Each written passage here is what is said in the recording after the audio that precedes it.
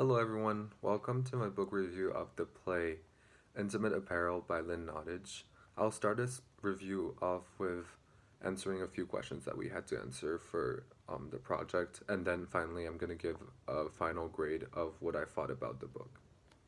For the first question, we had to watch a video of a discussion with the director and actors of the representation of Intimate Apparel by the Westport Playhouse. And so we had to discuss what we thought was interesting from the video. And what I really thought was interesting was how the director saw the uniqueness from this play in showing stories about characters that are often not represented in this time, so the early 20th century. And I, I agree with the director. This book is really one of the rare books that talks about the lives of African Americans, Jewish people, LGBT people, and other minorities during that time period. And this is the most interesting part of Intimate Apparel as a play. For our second question, we had to look at the motifs in the play and chose to talk about one that we really liked and we thought was really interesting. And for me, it was clothing. So, as I learned, clothing can be used in literature for many storytelling purposes, and Leonardo uses clothing as the title of each of her scenes in order to reveal certain aspects of what's going to happen in the scene, as the piece of clothing that's used for this title of the scene reappears during the scene. And so basically, by looking at the title, we can kind of guess what happens, and we can kind of try to think about how this piece of clothing is going to be incorporated in the chapter. So starting from question 3 to question 7, we had the choice to choose out of 20 questions, 5 questions that we really wanted to answer. So my first question was, are all dreams lost in the end of the play? Is there any ray of hope for any of the characters' dreams? So I said that not all dreams are lost in the end of Intimate Apparel. A lot of characters do lose what they really wanted originally, but for example, let's take Esther. Um, in the final directions of the play, she, as I quote, lightly touches her belly. A moment, she walks over to the old sewing machine and begins to sew together pieces of fabric, the beginnings of a new quilt. And this scene basically shows two aspects of Esther's life that are really important for her. Sewing, which is her career, and the action of touching her belly is probably to allude that she is pregnant, which is showing that even though maybe her first original dream of a marriage didn't succeed, she still can find her new dream by being a successful career woman and a mother. So for my fourth question, I chose to answer the question, how does knowledge deal with intimacy in this way? Does anyone reach true intimacy? So, as we read the play, we find out that all the characters have very different definitions of intimacy. For example, Esther was longing for sexual intimacy and marriage, while, for example, a character like Miss Van Buren was seeing her time spent with Esther as intimacy. So, as I quote her, Esther, you are the only one who's been in my boudoir all these months, and honestly, it's only in here with you that I feel happy. So, this quote really shows how she treasures her time with Esther, and she does reach, in a certain way, true intimacy with Esther as she reveals her love for her by kissing her. However, this true intimacy is short-lived as Esther rejects her move.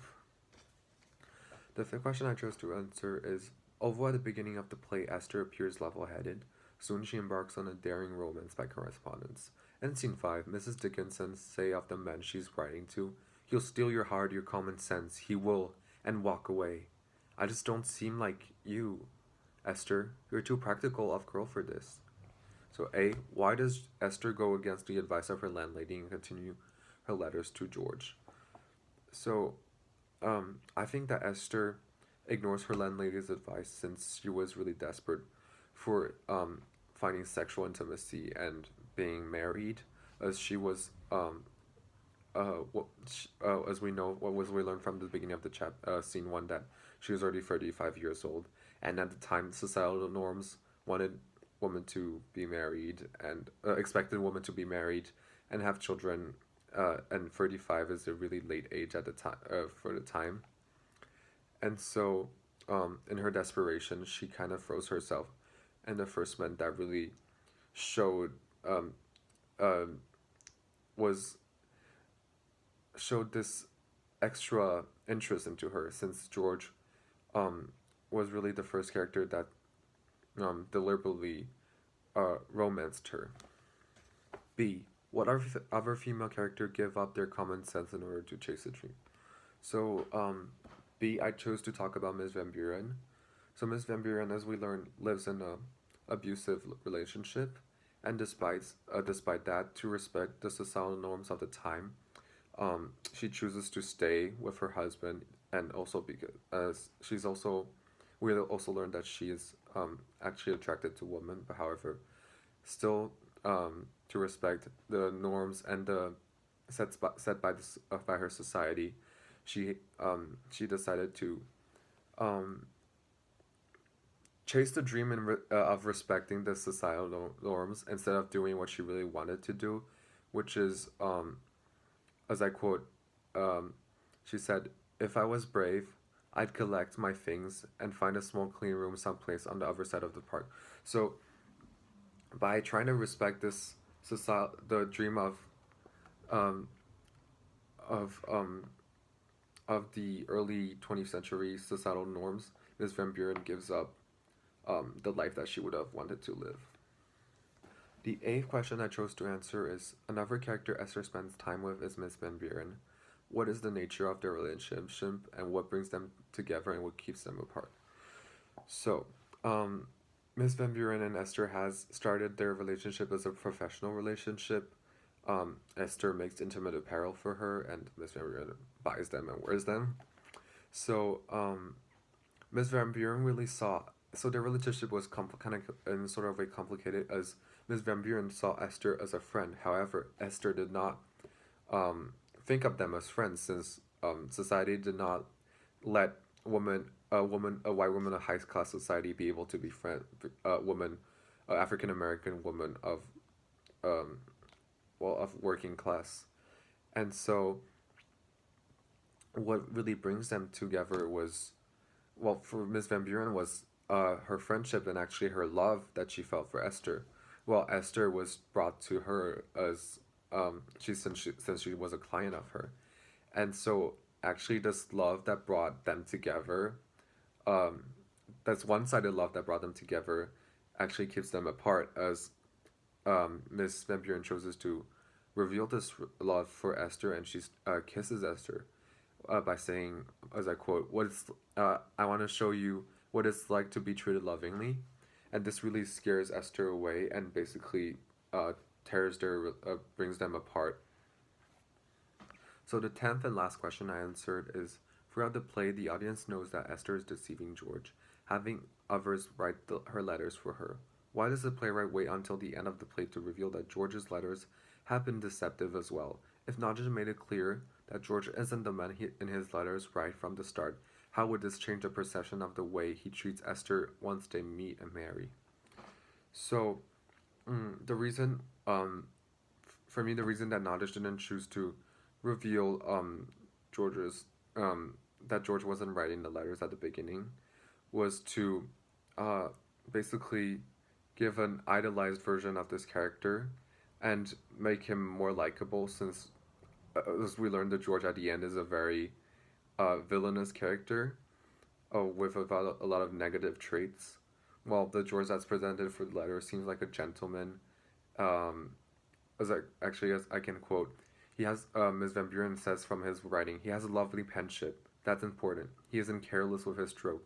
That's the mark of a thoughtful man. So he's depicted as this gentleman that's patient, that cares, and he really seems to love Esther, even though he didn't met her at all.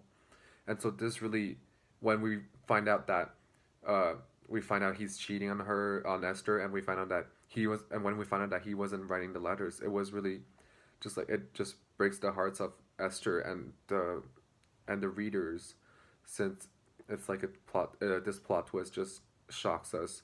Well, if not, it chose to just reveal at the beginning. We don't have this effect of shock. That is a bit lacking in the book. So with this is really a good decision by Nottage to keep this as a shock and as a plot twist in the towards the end of the play.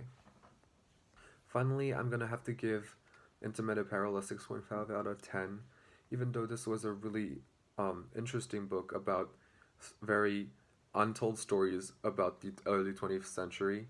I find this book lacking of a certain deepness that we find in other OIB that we are expecting from OIB works like Heart of Darkness or The Scarlet Letter. And the other problem I found with this book is by trying to talk about so many um,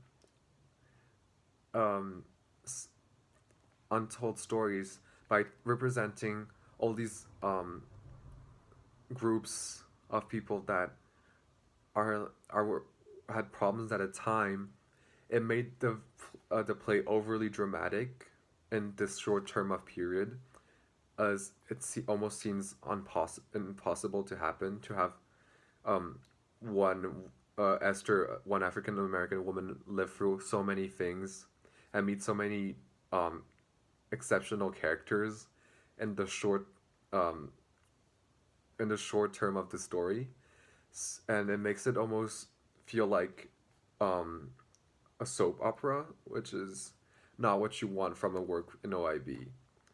So yeah, thank you so much.